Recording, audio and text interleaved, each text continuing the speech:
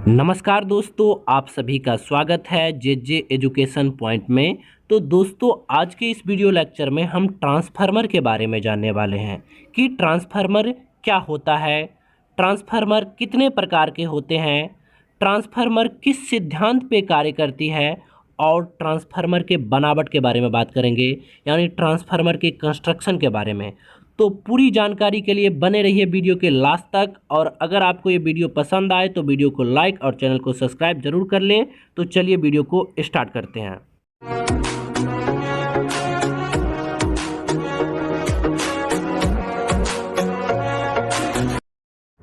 सबसे पहले हम लोग ट्रांसफार्मर के बारे में जानेंगे कि ट्रांसफार्मर क्या होता है।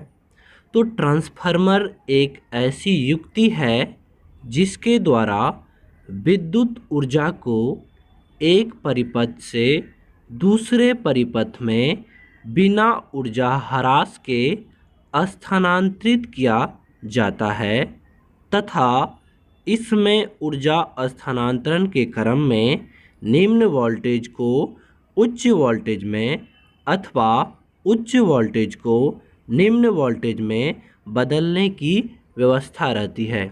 चलिए अब इनको समझते हैं।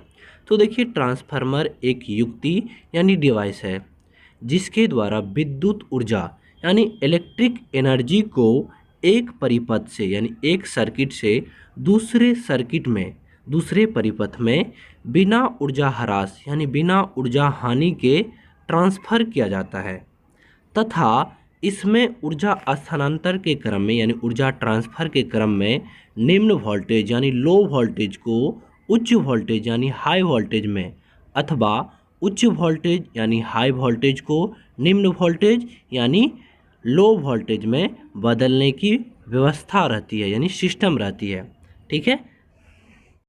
इसी के अनुसार ट्रांसफार्मर दो प्रकार के होते हैं। पहला उच्च ट्रांसफार्मर अर्थात स्टेप अप ट्रांसफार्मर और दूसरा अपचे ट्रांसफार्मर अर्थात स्टेप डाउन ट्रांसफार्मर। तो चलिए इन दोनों को हम लोग समझते हैं कि स्टेप अप ट्रांसफार्मर क्या होता है और स्टेप डाउन ट्रांसफार्मर क्या होता है। सबसे पहले हम लोग उच्च ट्रांसफार्मर अर्थात स्टेप अप ट्रांसफार्मर के बारे में जानेंगे। उच्च ट्रांसफार्मर एक ऐसा ट्रांसफार्मर होता है जो निम्न वोल्टेज वाली प्रत्यावर्ती धारा को उच्च वोल्टेज वाली प्रत्यावर्ती धारा में परिवर्तित करता है। तो देखिए, उच्च ट्रांसफार्मर एक ऐसा ट्रांसफार्मर होता है जिसमें निम्न वोल्टेज वाली प्रत्यावर्ती धारा को यानी लो वोल्टेज वाली एसी करंट को उच्च वोल्टेज वाली प्रत्यावर्ती धारा अर्थात हाई वोल्टेज वाली एसी करंट में परिवर्तन करता है। ठीक है, उसे स्टेप अप ट्रांसफार्मर कहते हैं।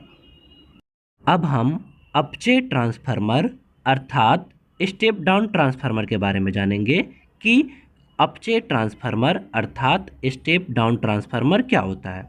तो अपचे ट्रांसफार्मर एक ऐसा ट्रांसफार्मर होता है जो उच्च वोल्टेज वाली प्रत्यावर्ती धारा को निम्न वोल्टेज वाली प्रत्यावर्ती धारा में परिवर्तित करता है।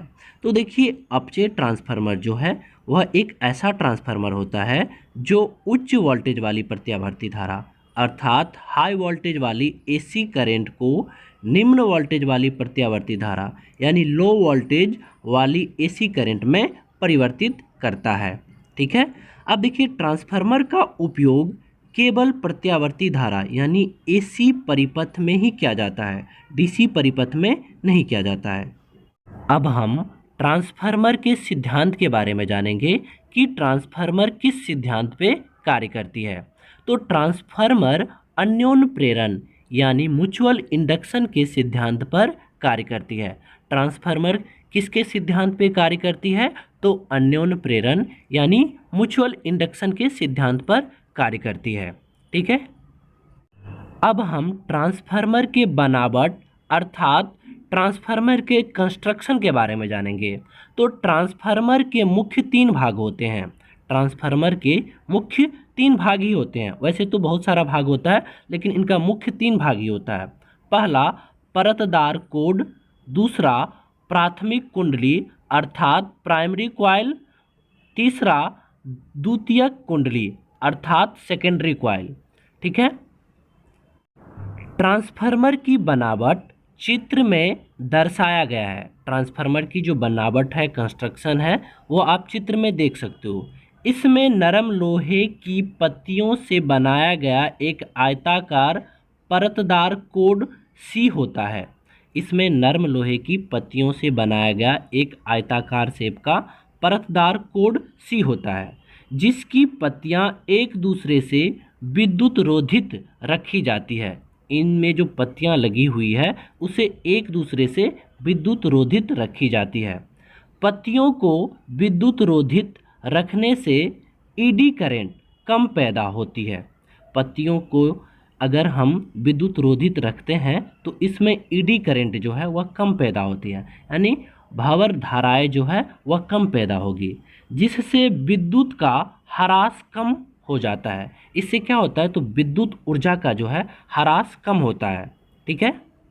कोड के आमने सामने की भुजाओं पर तांबे के तार की एक एक कुंडली पी और एस लिपटी रहती है। जैसे कि आप फिगर में देख सकते हो, कोड के आमने सामने की भुजाओं में तांबे की तार की जो है कुंडली लपेटी हुई है। एक तरफ पी है और दूसरी तरफ एस है। ठीक है। जो लोहे के क्रोड से तथा आपस में भी विद्युत रोधित रहती है। ये लोहे के क्रोड से भी और आपस में भी विद्युत रोधित रहती है, जिसमें एक कुंडली पी मोटे तार के कम फेरे यानी एनपी रहता है। इसमें एक कुंडली जो पी है वह मोटे तार के कम फेरे में होता है। ठीक है। यहाँ आप देख सकते हो कि कम फेरा है बट मोटे तार का है। इसे एनपी कहते हैं। ठीक है। एनपी में रहते हैं, जिसे प्राथमिक कुंडली यानी प्राइमरी कॉइल कहा जाता है। इसे हम क्या कहते हैं, तो प्राथमिक कुंडली अर्थात प्राइमरी कॉइल। तथा दूसरी कुंडली एस में पतले तार के अधिक फेरे यानी एनएस होते हैं, जिसे द्वितीयक कुंडली यानी सेकेंडरी कॉइल एस कहा जाता है। तो देखिए, ये जो दूसरी भाग एस में पतले तार के अधिक फेरे आपको दिख रहा है, एनएस। ठीक है। इसे एनएस कहते हैं, जिसे द्वितीयक कुंडली अर्थात सेकेंडरी कॉइल कहा जाता है। तो दोस्तों, इस वीडियो में इतना ही। अगर आपको ये वीडियो पसंद आया हो तो वीडियो को लाइक और चैनल को सब्सक्राइब जरूर कर लें। मिलते हैं नेक्स्ट वीडियो में, तब तक के लिए जय हिंद।